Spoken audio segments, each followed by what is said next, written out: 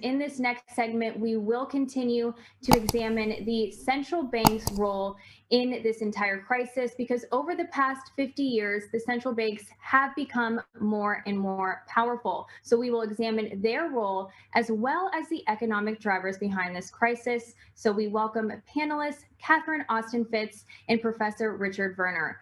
Catherine Austin Fitts is the president of Solari Inc., publisher of the Solari Report, and managing member of Solari Investment Advisory Services.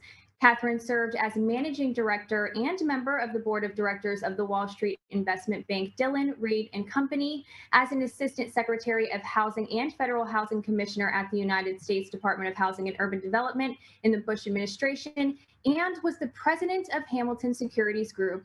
She graduated from the University of Pennsylvania, the Wharton School, and studied Mandarin Chinese at the Chinese University, Hong Kong. Our next guest is Professor Richard Werner. Professor Werner is a former investment banker and university professor in banking and finance. He holds a first-class honors degree in economics from the London School of Economics and a doctorate in economics from the University of Oxford. He is a founding chair of Local First, a community interest company establishing not-for-profit community banks. Professor Werner's book, Princes of the Yen, was #1 bestseller in Japan. In 1995, he proposed a new monetary policy he called quantitative easing, a concept that has become very popular among the central bankers. So I want to welcome both of you to the conference. Professor Werner, I will begin with you. For more than 5 years now, you have been warning that the central banks are waging war against cash and against banks as they prepare to launch their own digital currencies. So how do the regulations to control the spread of COVID-19 advance the central bank's efforts to create their own digital currency? Well, the central banks have been working towards the centralization of the monetary system that's unprecedented in world history. Until very recently, we've had the development that more banks had been created and the banking system had become more and more diversified. However, in the last 50 years, roughly, as central banks have become more and more independent from governments and more powerful, we've observed also that policies have been taken that serve to centralize the monetary system. And it seems, in a nutshell, that the policies taken since roughly March 2020 under the flag of a virus pandemic have been accelerating that agenda that had been in place for quite a while. And that is taking a number of dimensions, although the result is centralization in many parts of the economy, in the monetary system, in the payments mechanisms, and also in terms of decision-making, and also the diversity of players, because clearly the policies taken have created a major setback for big parts of the economy that will find it hard to participate in the future.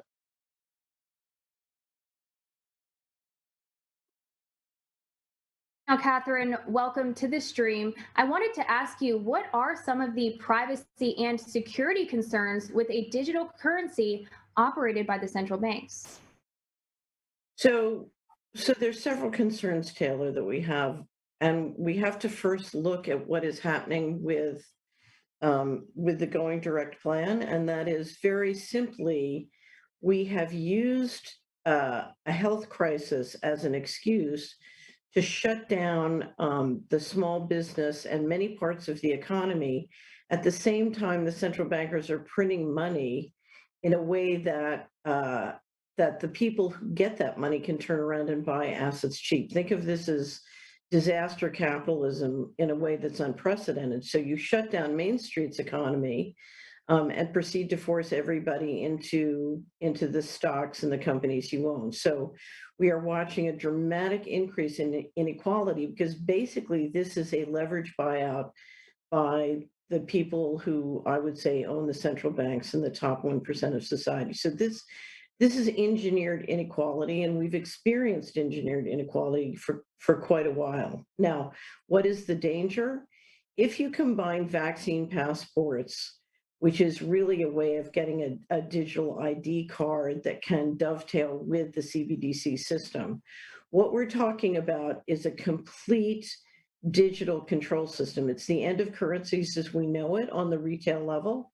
And what it means is that if the central bankers, as Mr. Carson's explained to you, don't want you spending money more than 5 kilometers from your home, or they don't want you buying pizza, you can't do it. They have complete control of how you can transact. Now, why is this important? One of the reasons it's important is for over a century in the Western world, in the G7, we've had a balance of power between the central banks and the electorate.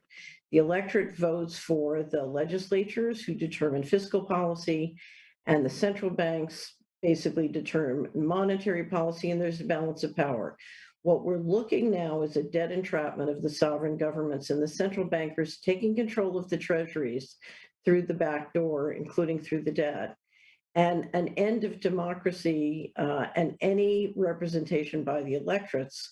If we use CBDCs, then the central bank can simply take taxes from our accounts. So we know that the World Economic Forum has said it's 2030, you have no assets and you'll be happy. What you have no assets means is if we have a digital control system, we can in fact take all your assets.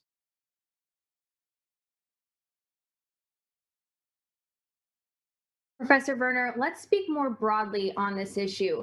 How would you characterize the economic policies implemented since March 2020? And this includes the restrictions and lockdowns, as well as public money injections into the economy.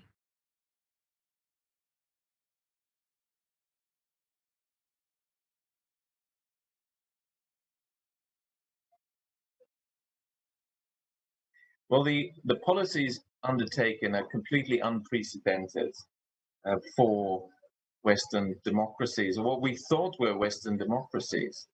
As it turns out, perhaps there aren't actually Western democracies anymore because parliaments seem to have ceased operation for all means and purposes. Some kind of takeover seems to have taken place. For what we see is actually only paralleled when we study much more totalitarian regimes such as the Soviet Union. And it is probably fair to say that we've witnessed, under the guise of some, apparently reasonable justification, some people think, the Sovietization of our societies in a process that started by restricting individual freedoms and that included shutting down entire industrial sectors. And that seems to proceed with measures and the preparation of also future measures that cannot but facilitate further fairly totalitarian control mechanisms. And that includes, of course, now the latest technologies, such as digital passports under various guises and justifications. And as we heard from the head of the BIS, the central bank, digital passports and wallets have one thing in common, that they give a lot of knowledge, a lot of power and control into the hands of those who operate those mechanisms. And these are central planners whose powers have increased in a completely unprecedented fashion in the last year since March 2020. Now, some people say that these policies are going to result in inflation and perhaps even hyperinflation. And of course, a year ago, I warned about inflation appearing. This is now visible and has come to pass. There is a concern that we're going to get hyperinflation, but at the moment, it looks like the money creation by the central banks and banking systems have been rolled back a little bit. So in my view, the hyperinflation scenario has been delayed. in the short term, but of course it's still on the cards. On the other hand, we shouldn't forget that in a Sovietized economy, there can also be price controls. Certainly the indicators of prices and inflation, consumer price indices, are very much managed and controlled and engineered indices that themselves can be operate in such a way that inflation may be understated. This wouldn't be the first time in history. And so we always have to keep in mind this the Soviet model, which seems to be very, very popular in the West, for instance, in the European Union and other places. Now, you coined the term quantitative easing. So can you please explain to the viewers what that is and how it relates to the COVID-19 response? Quantitative easing is a policy I proposed originally in 1995 when I was in Japan. And this policy was aimed at helping post-banking crisis countries, such as at the time Japan, to emerge very quickly from a post-banking crisis type of recession and have a very strong and quick recovery. As you can tell, with Japan being in recession for over 2 decades, those policies were not actually adopted as I'd recommended.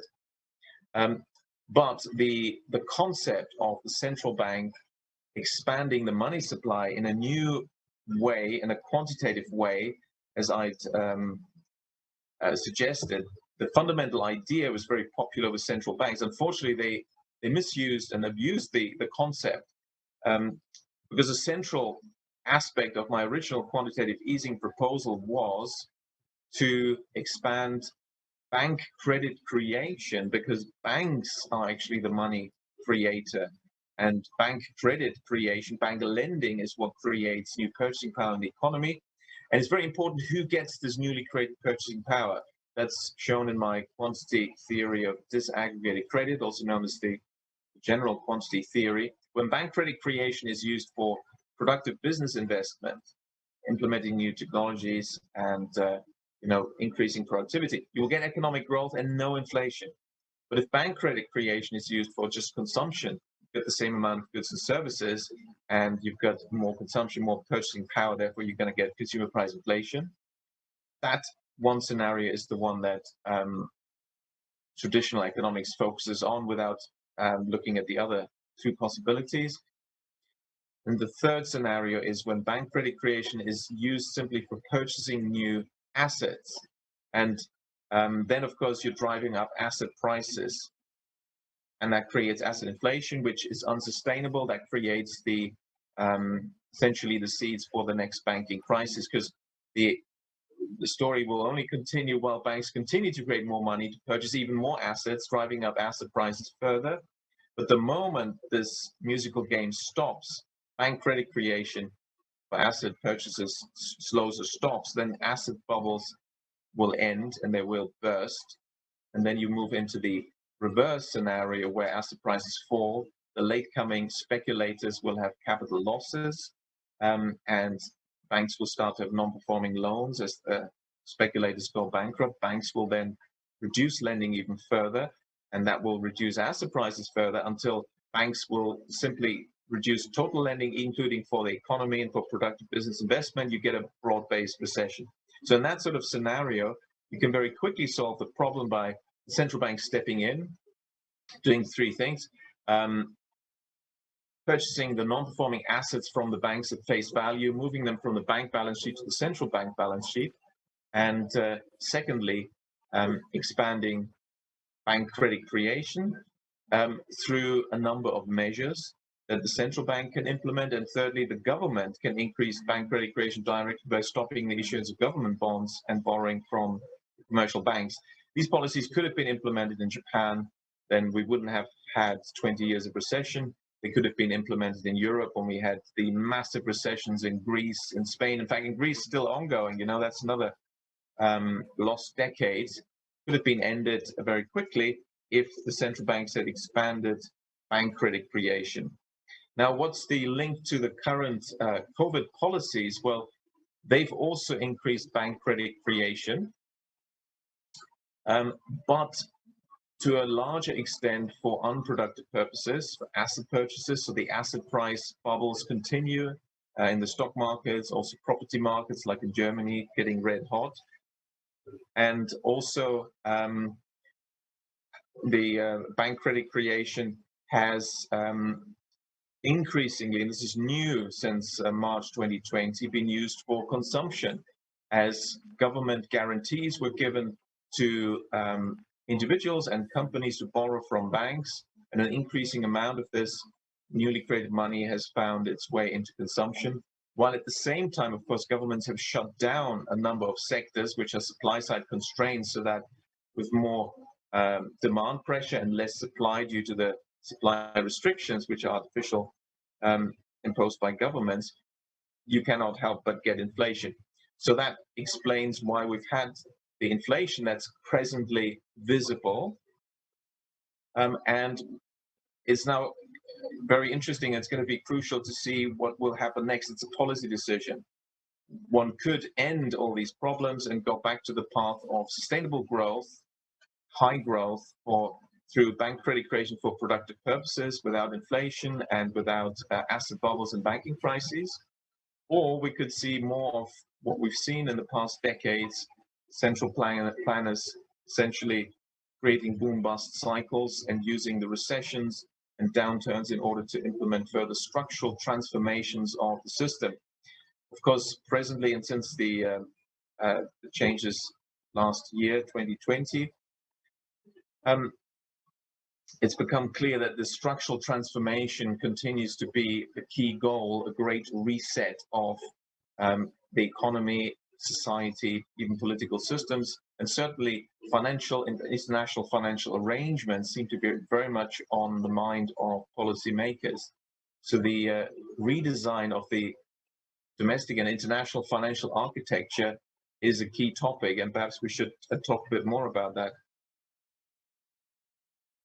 Absolutely, and we will get into that and your efforts just a little bit later. But first, Catherine, I would like you to weigh on an issue that we discussed a little bit earlier. How do you characterize the government's response to what it deems a public health issue? So the governments, Taylor, no longer have information sovereignty or financial sovereignty. So if you're the President of the United States, you're deeply dependent on the central banks to buy your treasuries and continue the financing of the operation, unless you decide to issue currency yourself, which politically you're not currently in a position to do. So you're highly dependent on the banks, and then you're highly dependent on the owners of the media and the people who are getting fantastically wealthy. If you look at the Going Direct reset as a plan to centralize control, it's phenomenally successful. So from their vantage point, it's working.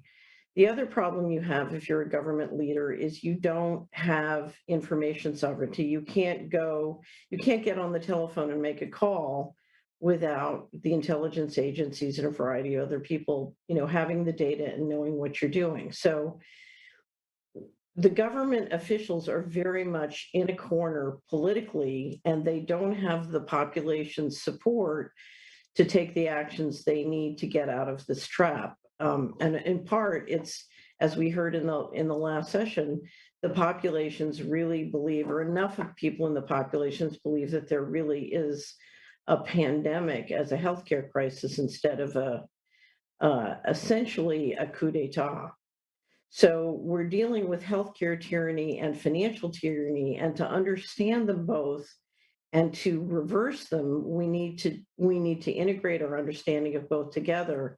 But we also need more people in the population to understand that if you look at where they're going together, they're going into a central control, which is the end of democracies in the West as we know it, and a world where I would describe, if you look at where Carson's wants to take us, we will be slaves. Hopefully we can obviously provide some solutions here, which brings me to my next question. Professor Werner, you are also involved with establishing and supporting community banks. Is this an alternative to the proposed paradigm of the central bank digital currencies? Yes, I think essentially we have to strive to operate in the opposite direction from the central planners who want further centralization of all decision making. But really, what we should do and what is good for ordinary people, what's good for the economy, what's good for resilience, what's good for avoiding further crises is if we have a decentralized economic structure. And that means very much based on local communities, on independent, local both suppliers and demand groups, or communities that that are resilient and self-sustainable. They can cooperate with other communities, but in many ways are locally, resilient and to some extent self-sufficient. Then they won't be affected if there are problems in other parts of the economy. And we've seen this time and again, that whenever systems become more and more centralized, as the degree of centralization increases, the susceptibility of the system to shocks increases, because when something is very, very centralized, you just need one shock to shut down everything, because it's all under one centralized chain of command, if you want. Whereas if you have very decentralized systems, a shock will just affect one part of the economy, but cannot affect the rest of the economy. And community banks provide a very powerful mechanism to ensure that this can be achieved, because they are essentially like little central banks. It's like, if you have a community bank in one area, then it's like having your own local central bank that not only facilitates payments and is an intermediary in a certain economic sense, but is also the creator of new purchasing power, and therefore ultimately the creator of new wealth, net new wealth creation for a community that is not based on transferring purchasing power from other parts of the economy, but is a net new addition. And then technologies, new ideas, new projects can be implemented without taking away from anywhere else, and without inflation. You will enable the implementation of such new ideas and the generation of wealth that comes from this. And again, this is shown in my quantity theory of disaggregated credit. And the mechanism to achieve this is a very, very decentralized banking system. Now, we've seen this in history, that whenever countries decide to establish hundreds or even thousands of new banks and get a very, very decentralized banking system, that's when economic growth really takes off. And we can go back to the industrial revolution in Britain, with Scotland establishing lots and lots of small community banks, and then England doing the same, English economic growth really taking off. And next we saw that Germany and the US created thousands and thousands of community banks, and economic growth has been strong for the last 200 years in these two countries for that very reason. Another good example is, of course, Japan, which also created hundreds of small banks, local banks, specialized banks, regional banks, secondary regional banks, credit unions, and so on. And then in 1978, we have the classic example.